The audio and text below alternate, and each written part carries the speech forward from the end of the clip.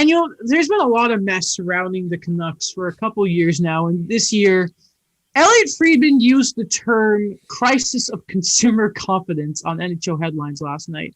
We're going to get to a Tyler Toffoli Players Tribune article, a really, really good piece where he talked about signing in Montreal. There's a snippet about Vancouver we'll talk about a little later when we get to him. But first, as reported again on headlines, Elliot Friedman, things locally for the Canucks, as we know, are not amazing right now. And that's the crisis of consumer confidence. And maybe that has ownership looking to maybe change some things. And apparently the Canucks are looking at bringing in Jeff Courtnall. If you've never heard of him, I don't blame you. He was a former Canuck. His career ended post-concussion syndrome, unfortunately. They're looking to bring him in for an advisor role. Apparently, a couple of years ago when Trevor Linden was pushed out of the organization, he almost came on board.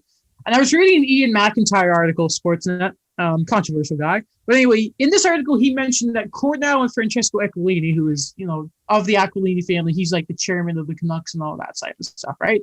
Apparently, they're longtime friends. And Courtnall was part of a small group that recommended the Canucks take a chance on Mike Gillis back in 2008. However, it is eyebrow-raising that such a figure is being brought in to the fold while Jim Benning needs a new contract in. Hello? Yeah. I was shocked from what you just said. Oh, you were trying to put it together. It's like you pulled a new Charizard card from a Pokemon pack. You were like, wow, the Canucks, what's going on? Are you talking about the McDonald's Charizard packs? No. Do they even have those? I don't know. No. The Canucks, though. It can't get worse, can it? See, you know what I was thinking of is they need to figure out what they're doing very quickly because they have two very important contracts that we have never stopped talking about that are due very, very soon. And those contracts will very much dictate what the rest of their roster and what their cap is going to look. Well, no, that's already determined because they have no cap space. But they need to figure out what the next sort of plan for this team is and who will be running it. And they need to figure it out very quickly. Well, it seems like they have a plan. I keep hearing that they have this money allotted for Pettersson and Hughes, that this is potentially going around. It's like $15 million, I think, for both of them. Then let's get her done. What are we? I know they don't want to. Was it Pettersson or Hughes who switched agents? I want to say it was Hughes that switched to Pettersson. Either way, yeah, they're both in the same agency. Let's get these things done. I'm very confused at why we didn't hear they at least tried last year. And of course, why would you talk mid-season considering the season that they're having? But not that it's COVID and it really did. Their season was a mess. Mm-hmm. You're right though. They need to pick. Is it Jim Benning? Because you can't be in a situation where Jim Benning is negotiating these contracts and then you decide, well, we're done with him. Mm-hmm. It's not gonna go well. It reminds me of the Peter Chiarelli with the Mikko Koskinen contract.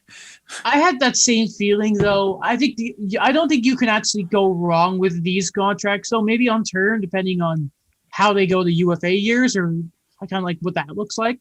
Though, I mean, I don't think you can really overpay these guys. You would have to really mess up doing comparable contracts and that to really screw the pooch on these contracts for those with Pettersson. Yeah, I think that would be impressive on its own if you somehow lost those deals. Oh my god! Exciting young centerman and the perfect sort of new age defenseman, right-handed. Come on. They're dissatisfied with the compensation they've been given, and they don't want to be on the team anymore. It's not fault.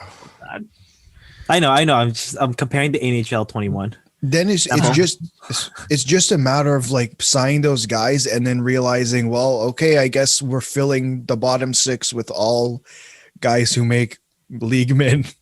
Call Seattle and say, what do you want from me? How do you take one of these contracts? Whether it's Louis Eriksson, whether it's any of them, what do I need to do for you to give me a hand here? Because listen, that money's going to go. There's no money for a supporting cast there. We know that. Or there's no room for an effective supportive cast. And that's going to hold the Canucks back. Even if when we go back to the Pacific Division, and we'll talk about the schedule in the second year because it's apparently going back to complete normal, which is a shame. I don't see them making any sort of damage, even if it's a wild card spot. I mean, you're not gonna win with just pure top end talent. You need the depth. We've talked about this before. Right. You're not going to go anywhere with it. I just went to their cap friendly page. They have $15.8 million in projected cap space going into for next year. So that they have Pettersson and Hughes to sign. They also have to re-sign Alex Edler.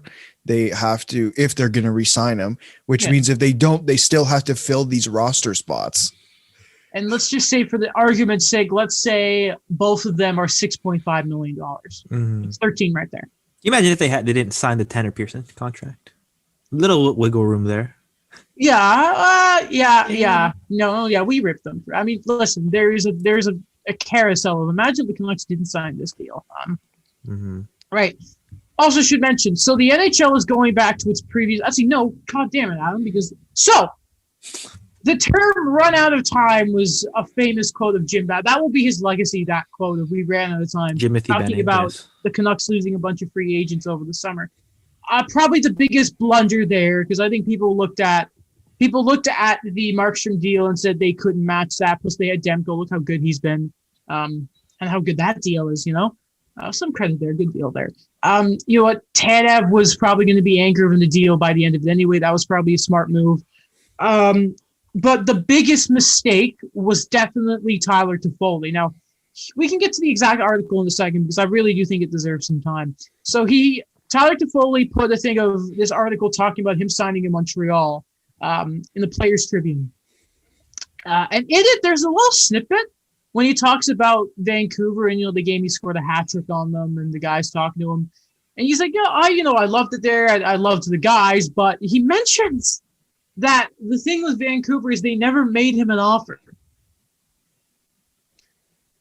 So you ran out of time, but you didn't even try. You didn't, could you not have just, anything? Just, you could have, even if you were, because at the time I think they were still kind of figuring out the RFA stuff with Jake Virtanen. Oh boy, hindsight there. But could you not have just at least said, you know what, Tyler? Because I think they did say, can you hold on to him? But could you not have just said, this is the framework of the deal we're thinking of here? But no, try to work something. Yeah, this is horrible. That's know what Jim Benning did there? What did he do? He missed 100% of the shots he did not take. Exactly. Tyler Toffoli. Exactly. And the same thing happened with Stetcher too. I mean, that's the thing. We've talked about, there's credit due with Jim Benning in certain areas with things where we look at that forward core and you have a Vasily Podkolzin coming in. You have a Niels Höglander where he has really kind of played above his pay grade, paid above what we really thought he was going to be coming to North America. And even still, where all these things are there, we've mentioned this before too, where they got unlucky. Brock Besser in the draft, Adam Gaudette getting him really late. Rosen fell to them because he had the KHL contract. Yeah, and it's just weird that when we talk about having that plan in place, it wasn't even about bringing in those pieces where he was already kind of given to you, where in hindsight now they lost assets on the Toffoli deal, but if they were able to keep him, then that would have been a steal, I think. It's fair to say you would have let Jake Virtanen go if you can keep Tyler Toffoli. Especially now. That's more than fair. Well, I mean, especially now, yeah. But I think even back then, because when Toffoli with the Kings was good, but I think he looked different in Vancouver. He looked better in Vancouver, maybe because you're actually playing him playing him next to higher skill players, and that usually makes a player better in many cases. I would have still paid what he's 4.25, right? I would have taken that, to see no offense to Tanner Pearson, but to see him get 3.25 and then say, well, we let Tyler Toffoli walk for $1 million more. Well, actually, we didn't even give him an offer. Yeah. Yeah, And I've mentioned it a lot before where I think about the Jake Virtanen deal where, and I'm talking about just on ice production right now. yeah. And it's just, I think it's just the Jim Benning circling back to the fact that he got it wrong in 2014. He shouldn't have gotten him sixth overall. And it's still that thing where it's like, okay, he's not a prospect. We've maybe rushed him a bit. Maybe we didn't really place him in a one place to really develop. And I think it's just that part of it where it's like we can't just let go to that. You know, last season it was, that shortened season, it looked like there was something with Vertanen. But so you always knew what you were going to get with Tyler Toffoli. The guy has been goal scoring beauty. And we had Harmon Dial talk about like what Pedersen was able to do and give the space to Tyler Toffoli. That's what helped him so much. And again, like you look at what Tyler Toffoli's been doing in Montreal, and you know what the lines, as we know, have been so mixed up there. Imagine what he would have been able to do in the full season with Pedersen. Like I don't like going back and saying sixth overall, like back in that day. Like listen, did he miss on something like that? That was the same as Nylander and Ehlers, right? Mm-hmm. Yes. Man, I don't know how many people were saying he wasn't going to go top 10, but it's even just what he's been the past couple of years. We know too that there were trade rumors throughout the year. This season, there was just asset management is probably going to be on Jim Benning's. Like that's going to be like the sort of headline that I'm sure Thomas Strantz and Harmon Dahl right now are thinking of. All right, guys, what are we doing here? What's the headline? The carousel of mismanagement, or I don't know, Jim Benning. Yeah, it's a Daniel. You made a good point there, like in Benning maybe not wanting to move off of Virtanen, and I look at what happened in Calgary with Sam Bennett. It felt like he was going to be on the move for multiple years. It seems like maybe he wasn't necessarily on the trade block, but they'd be willing, but it'd have to be at a price. And they did eventually trade Sam Bennett, but the reality was that was Brad Treliving's first year as a general manager and his first draft. And it seems like he was able to get off of Sam Bennett. Will Jim Benning be able to do the same? Maybe is the question. Mm-hmm. The Canucks, always fun to talk about in some way, shape, or form. Maybe not for the fans, but for everyone else. There was so much hope for them. Like, I don't know. It's funny to me that we're talking about this a year, like compared to what we talked about a year ago when there was so much hope for them in the play-in round. There was so much hope for them going into the playoffs, and just I think we all talked about it where it just there's that excitement again with the Canucks and what they've been able to do, and then they just botched it in the offseason. Stop me if you heard it before. And then now next year I'm just getting the divisions back up for what normally the Western instead of Pacific Division looks like. And that's what they may sneak in because it's Vegas, which they're going to win the division. That's pretty great. There's Vancouver. They still have the talent. Maybe they'll sneak in. And I mean like the top three right now. San Jose and LA. LA won't be bad for long, but what the hell is San Jose right now? Edmonton will probably be in there. Who knows what that's going to happen with the Flames? And then Anaheim. But then you look at the Central for the entirety, for like a wild card, maybe spillover here. You still have Winnipeg. Yep. You still have St. Louis. Yep. You still have Minnesota. Dallas might actually be healthy next year. Who knows with Nashville?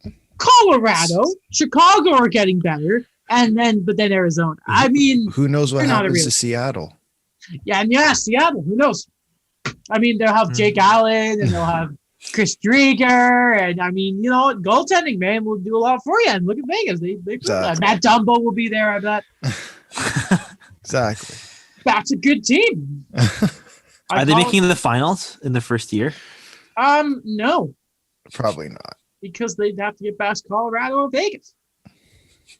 And I'm sure Vegas would be like, listen, this is our story, buddy. Get out of here. Can you imagine first round Vegas Seattle, by the way? Oh, that would be. That'd be a treat for the longtime fans. Batman's just sitting there, rubbing his hands together, like, that's okay. I remember seeing a tweet where it's like, "Oh, you're a Kraken fan? Name 2 players."